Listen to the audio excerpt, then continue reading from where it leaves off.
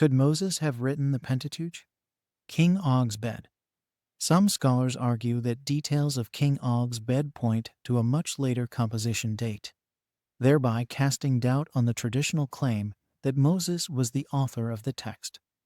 Also Abraham ibn Ezra, who lived 1089 to 1164, a renowned medieval Jewish scholar, quoted the King Og's bed as a doubt of Mosaic authorship.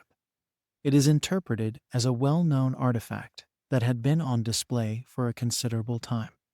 Deuteronomy 3:11 states, "For only Og king of Bashan remained of the remnant of the Rephaim. Behold, his bedstead was a bedstead of iron, is it not? In Rabbah of the children of Ammon." The description of the bed in Rabbah is understood to imply a past that is distant from the writer's present, arguing that this verse contradicts Mosaic authorship. The wording, "Behold, is it not in Rabbah?" suggests that Og's bed was still known to exist in Rabbah when the passage was written, suggesting that King Og's bed implies that it was an ancient relic and that Og had been dead for a long time. However, Deuteronomy 3:3 states, "So Jehovah, our God, delivered into our hand Og, also the king of Bashan and all his people, and we smote him until none was left to him remaining." The entire chapter recounts events from the same year, indicating that King Og's bed was not an ancient artifact, but a contemporary object at the time of writing. The phrase, "Behold, is it not in Rabbah?" can be understood not as an indication of a long passage of time, but as a rhetorical device to emphasize the truth and verifiability of the statement. The bedstead may have only been a year old when last used. Moses would have been aware of this, as the conquest of the east side of the Jordan occurred during his lifetime.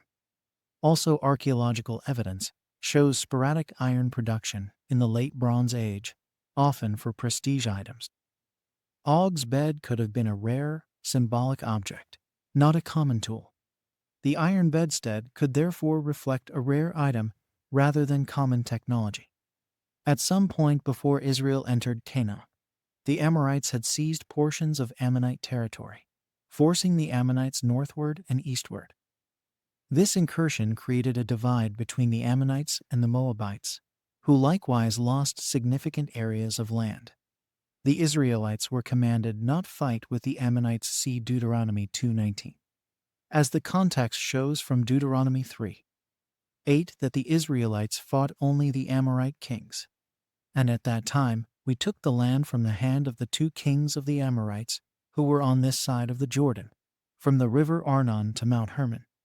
King Og was an Amorite king from Bashan. The Israelites did not go to war against the Ammonites.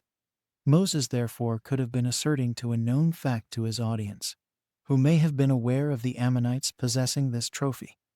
In conclusion, the reference to King Og's bed in Deuteronomy 3 does not provide a definitive reason to consider it a post-Mosaic addition. The iron bedstead could reflect a rare symbolic object rather than common technology. As King Og was an Amorite, the Israelites' campaign against him did not break God's command to avoid conflict with the Ammonites. The claim that this verse contradicts Moses' authorship is based on broader scholarly discussions about the composition of Deuteronomy and the Pentateuch rather than the bed itself. Therefore, the mention of King Og's bed does not negate Mosaic authorship.